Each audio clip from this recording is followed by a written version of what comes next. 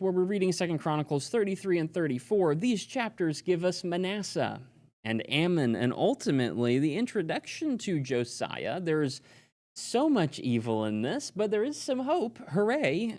Even though it's going to take a little bit to get there. Now, in chapter 33, we've talked about Hezekiah dying, and Hezekiah, he was a good man. He did a lot of good, but at the end there, he had some stumbles for some reason. His pride got the better of him. I don't really know why. I don't know what triggered that. I don't know what brought that about. Hezekiah got in his own way at the end.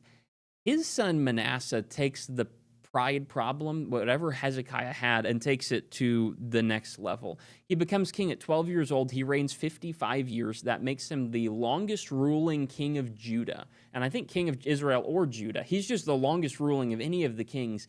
And he uses the majority of those years to do some pretty heinous stuff.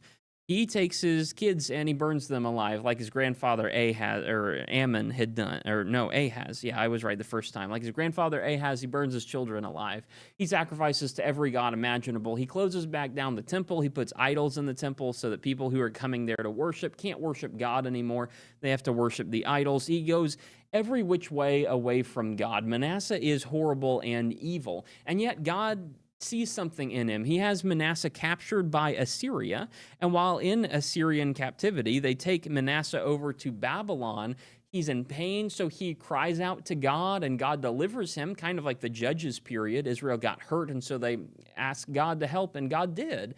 God brings Manasseh back, and Manasseh attempts to restore some people, to restore worship to God in the last few years of his reign, but it is very little, and it is unfortunately very late. When Manasseh dies, his son Ammon becomes king.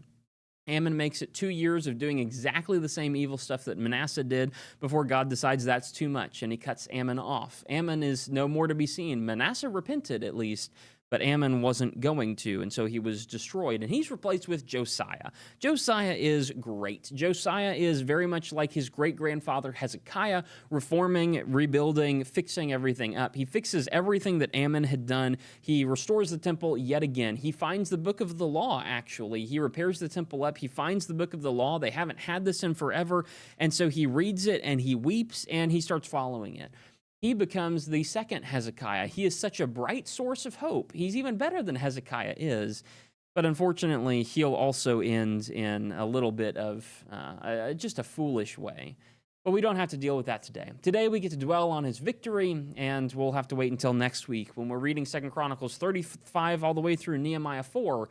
We'll see the end of Josiah and ultimately the end of Judah as well. See you next week.